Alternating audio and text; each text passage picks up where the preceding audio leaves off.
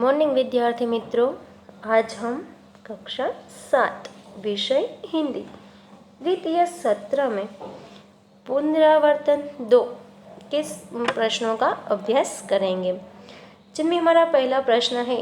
प्रश्न 1, निम्नलिखित कविताओं का लयबद्ध गान कीजिए।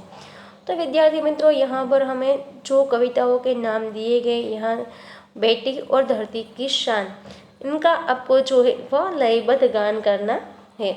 अब दूसरा प्रश्न हमारा है, निम्नलिखित वाक्यों में से योग्य विराम चिन्हों का प्रयोग कर वाक्य फिर से लिखें। तो विद्यार्थी मित्रों, यहाँ पर हमें जो वाक्य दिए गए हैं उनमें योग्य विराम चिन्ह जो है वह नहीं किए गए, तो हमें वह विराम चिन्ह करने के बाद वाक्य जो है उन्हें फिर से लिखना है। पहला हमारा जो वाक्य है वह है, पेड़ परोपकारी होते हैं।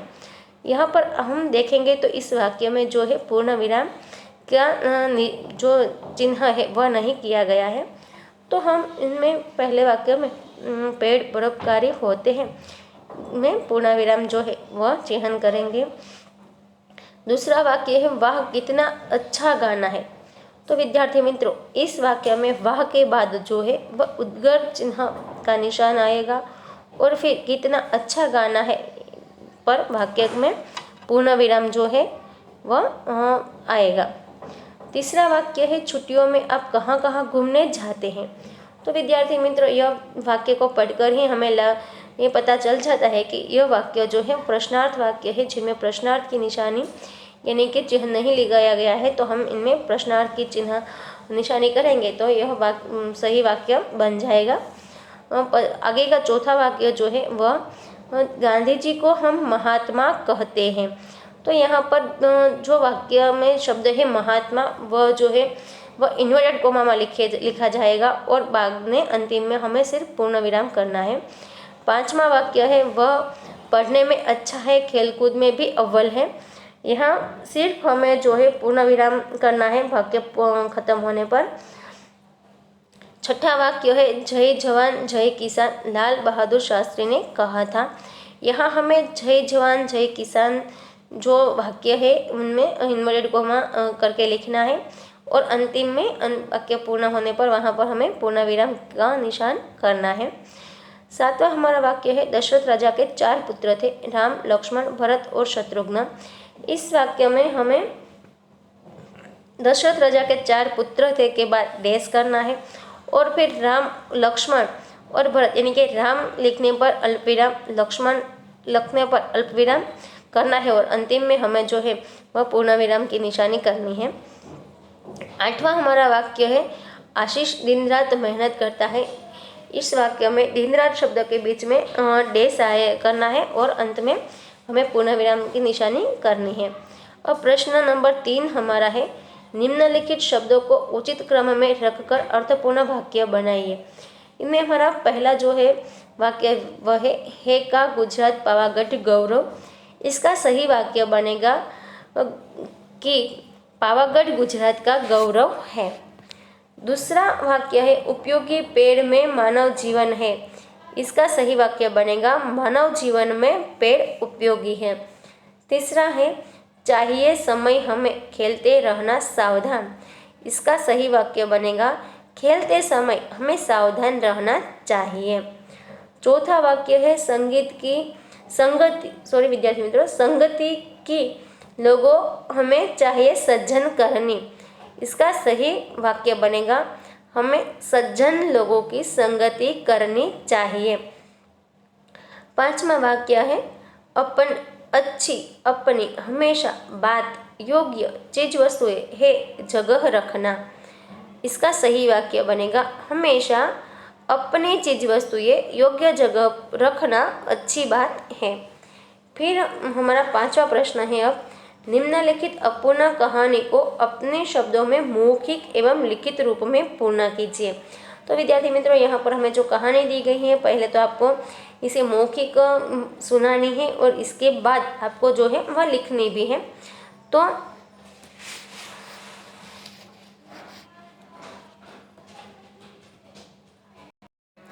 विद्यार्थी मित्रों, मैं जो है एक प्रश्न आगे चली गई थी, इसलिए माफ करना। हमारा चौथा प्रश्न है, निम्नलिखित परिच्छेद का मातृभाषा में अनुवाद कीजिए।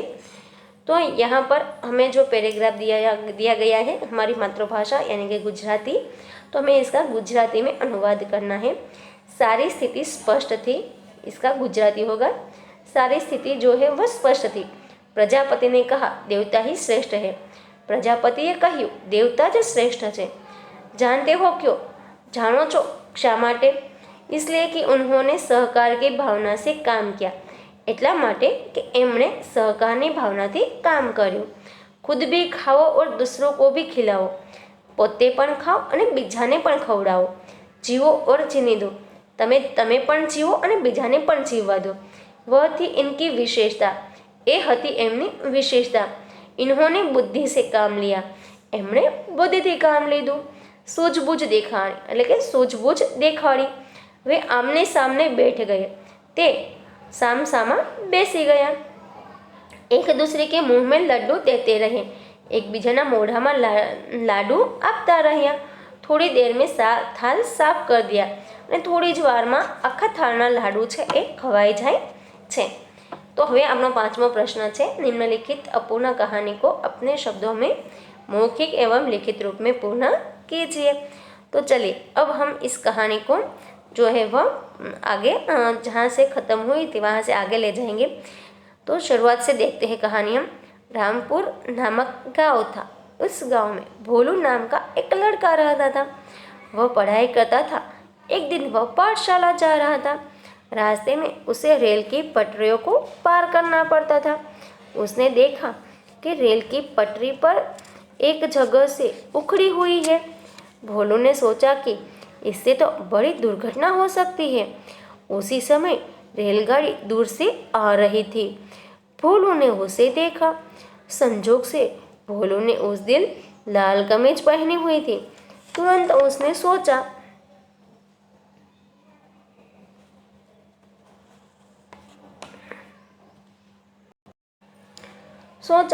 अब आगे से जो कहानी है वह आप बताइए कि रेलगाड़ी की दुर्घटना से कैसे बचाएंगे। तो आगे उसी समय रेलगाड़ी दूर से आ रही थी। भोलू ने उसे देखा। उसने सोचा लाल झंडी दिखाने पर गाड़ी रुकती है, लेकिन यहाँ लाल झंडी लाए कहाँ से? संयोग से भोलू ने उस दिन लाल कमीज पहनी हुई थी। उसे यकायक ख्याल आया कि उसकी कमीज भी लाल है। भोलू ने तुरंत अपनी कमीज निकालकर झंडी की तरफ गाड़ी की ओर लहराई। लाल झंडी देखते ही ड्राइवर ने गाड़ी रोक दी। भोलू ने सारी बात ड्राइवर को बता दी। एक बड़ी दुर्घटना होते होते रह गई। यात्रियों की जान बचाने के कारण ड्राइवर ने उस लड़के को शाबाशी दी। सरकार ने उसे पुरस्कार देकर सम्मानित किया। अब हमारा छठा प्रश्न है, विद्यार्थी मित्रों चर्चा कीजिए कि जल ही जीवन है। तो क्यों जल ही जीवन है? तो यहाँ पर एक पोता और दादाजी की बात जो है वह बताई गई है।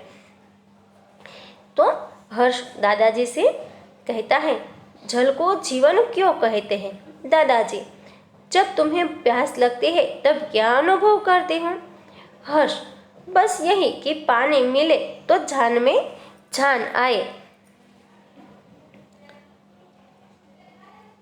दादाजी यही तो पानी का महत्व है। पानी न मिले तो प्राणी प्यास से मर जाए। हर्ष दादाजी खाना बनाने में भी पानी का उपयोग होता है। नहाना, धोना, साफ सफाई सब में पानी की जरूरत पड़ती है। पानी के बिना हमारे जीवन में कोई भी काम नहीं हो सकता। दादाजी प्राणियों की तरह वनस्पतियों को भी पानी चाहिए। पानी के बिना न घास होगी, न पेड़ पौधे होगी और न ही कहीं हरियाली होगी। हर्ष हाँ दादाजी, पौधों को पानी देने पर ही तो वे बढ़ते हैं। पानी न मिले तो पौधे सूख जाते हैं। दादाजी खेतों को सींचने के लिए भी पानी जरूरी है। धान के पौधे तो पानी में ही पनपते हैं। हर्ष हाँ, इसी प्रकार कमल भी तालाब के पानी में ही खिलते हैं। दादाजी अब तुम समझ गए कि जल को जीवन क्यों कहते हैं। हर्ष दादाजी सचमुच जल ही जीवन है। अब हमारा 7वां प्रश्न है विद्यार्थी मित्रों, आपने टीवी दूरदर्शन पर प्रसारित होने वाले गम्मत गुलाल जैसे हास्य के कार्यक्रम देखे होंगे। उसमें सुने हुए चुटकुलों में से किसी एक को अपनी भाषा में लिखिए। विद्यार्थी मित्रों, यहाँ पर हमें जो चुटकुला लिखना है वह अपनी भाषा में, यानी कि हमें हमारी मातृभाषा में लिखना है, कि मतलब कि हमें जो चुटकुला लिखना है, जो जोक्स लिखना है, वह गुजराती भाषा में लिखना है। अब देखिए, सुरेंद्र, नवीन, मनुष्य की नज़र ज़्यादा વધારે તેજ છે કે જાનવરની? નવીન, જાનવરની. સુરેન્દ્ર, એ તું કઈ રીતે કહી શકે છે? નવીન, કેમ કે जानवर ક્યારે चश्मा पहनता नहीं। अब हमारा 8वां सवाल है, सवाल हमारे जवाब आपके और हंसी सबकी। दिए गए प्रश्नों के ऐसे जवाब दीजिए कि मुस्कान के मोती बन जाए। यानी कि सवाल जो पूछे गए हैं उनके जवाब हमें ऐसे देने हैं कि जिससे लोगों की हंसी रोके ना रुके। तो पहला है, सूर्य न निकले तो क्या होगा? तो उत्तर इसका जो है उत्तर है वह है, सूर्य न निकले तो बिजली का बिल ज़्यादा आएगा। या फिर दूसरा वाक्य बनता है, देखे बनाए तो उत्तर होता होगा, सोने के लिए अधिक समय मिलेगा। अब दूसरा हमारा जो वाक्य है वह है, बारिश के बाद बिजली क्यों होती है? तो इसका उत्तर है, बारिश को डराकर भगाने के लिए बारिश के बाद बिजली होती है। तीसरा वाक्य है, अंग्रेजों ने भारत में पहला कदम रखा फिर क्या किया? तो अंग्रेजों ने भारत में पहला कदम रखा, फिर उन्होंने अपना दूसरा कदम भी रखा। अब हमारा चौथा वाक्य है, दादाजी के सिर के बाल सफेद और मूंछों के बाल काले क्यों हैं? इसका उत्तर है, दादाजी के सिर के बाल सफेद और मूंछों के बाल काले हैं क्योंकि सिर के बाल मूंछों के बालों से लगभग 20 साल बड़े हैं। अब हमारा प्रश्न नंबर 9 है, निम्नलिखित विधानों का काल पहचान कर जो दिया बॉक्स दिया गया है उनमें लिखिए। तो इसमें पहला वाक्य है वह है, बाग में कोयल बोलती है। तो यह जो है वह वर्तमान काल का वाक्य है। दूसरा है, धारा ने अपना गृह कार्य पूर्ण किया। तो यह जो वाक्य है वह भूतकाल का वाक्य है। तीसरा है, मैं पूरी लगन से पढ़ूंगा। तो यह जो वाक्य है वह भविष्यकाल का वाक्य है। चौथा है, मिट्टी से खुशबू आ रही है। यह वाक्य जो है वह वर्तमान काल का वाक्य है। आगे है 5वां वाक्य है, बाढ़ के कारण कई मकान गिर पड़े। यह जो है वह भूतकाल का वाक्य है। और छठा और अंतिम विधान है, मैं डॉक्टर बनूंगा। यह भविष्यकाल का विधान है, यह तो वाक्य है। अब हमारा प्रश्न 9 नंबर का ब जो प्रश्न है वह है, निम्नलिखित शब्दों से उदाहरण के अनुसार वर्तमान काल, भूतकाल और भविष्यकाल का एक एक वाक्य बनाइए। जैसे कि हमें यह उदाहरण दिया गया है, पढ़ना, जिसका वर्तमान काल में वाक्य बनेगा मैं पढ़ता हूँ, भूतकाल में वाक्य बनेगा मैं पढ़ता था, और भविष्य काल में वाक्य बनेगा मैं पढ़ूंगा। अब यहाँ ऐसे हमें 3 शब्द दिए गए हैं, जिन तीनों शब्दों से हमें एक एक काल के वाक्य बनाने हैं। पहला है खेलना, इनका पहला वाक्य बनेगा वर्तमान काल में मैं खेलता हूँ, भूतकाल में वाक्य बनेगा मैं खेलता था, और भविष्य काल में वाक्य बनेगा मैं खेलूँगा। अब दूसरा शब्द है लिखना, इसका वर्तमान काल में वाक्य बनेगा मैं लिखता हूँ, भूतकाल में वाक्य बनेगा मैं लिखता था, और भविष्य काल में वाक्य बनेगा मैं लिखूँगा।